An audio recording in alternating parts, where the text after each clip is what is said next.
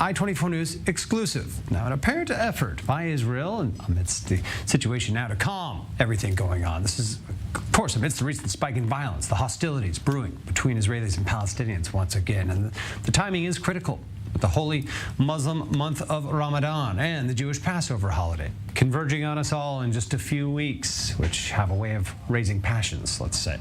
Now, I-24 News has learned that one of the initiatives under consideration is enabling Palestinians from the West Bank to fly directly from the Ramon airport in southern Israel to Mecca in Saudi Arabia, obviously, during the Hajj in June. And to get more information on this initiative, again, coming to us exclusively at I-24 News, that's our Guy Azriel, I-24 News correspondent. Guy, where's the initiative stand? I mean, what sort of phase is it in, under consideration? You know, what's happening with it? Right, we can report that just last week, and this is very recent, a meeting held with top security officials in Israel. This includes the National Security Council, the representatives of the IDF, Transportation Ministry, Airport Authority, all the serious bodies. Of these coming together to examine the possibility of flying Palestinians directly from Israel, from Ramon International Airport to Saudi Arabia, to the Hajj. That, of course, if it were to happen, would be the first of its kind. And another alternative, if that would not be possible, is to fly them via Istanbul. And of course, just last year, there was a pilot program in which 2 flights carrying Palestinians did travel to Cyprus via the Ramon airport. That pilot didn't last very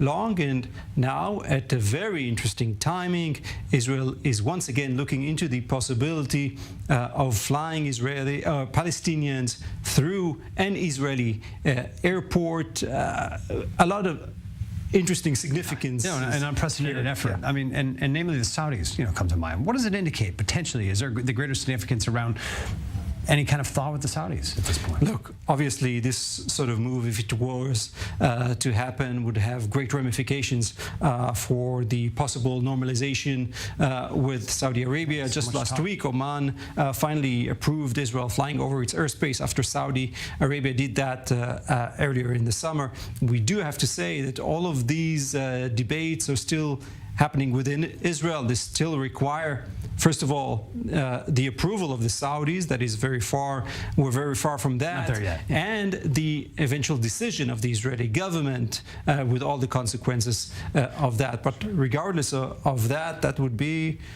good news for Palestinians, because any Palestinian who wants to travel to Mecca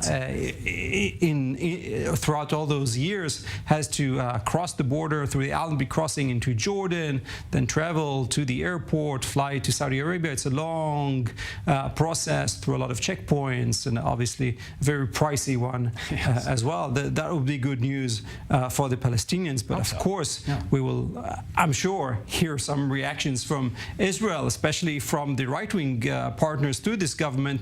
How is it, perhaps, that Israel is even considering such benefits to the Palestinians at a time when the terror is at a peak a lot of these politics days? around that. And of course, last year it was due to American pressure. It's very interesting to see that the Shin Bet is the one that is pushing this move. The Shin Bet said that not only this is possible, but the Shin Bet recommends that Israel goes through with that, together with the Kogat, the IDF coordinator of activities in the West Bank. Shin Bet, obviously, they know a few things going on the ground there and have reason to be recommending these things. Guy Azriel, fascinating exclusive report. We'll keep our eye on how it develops. Thanks for bringing it to us.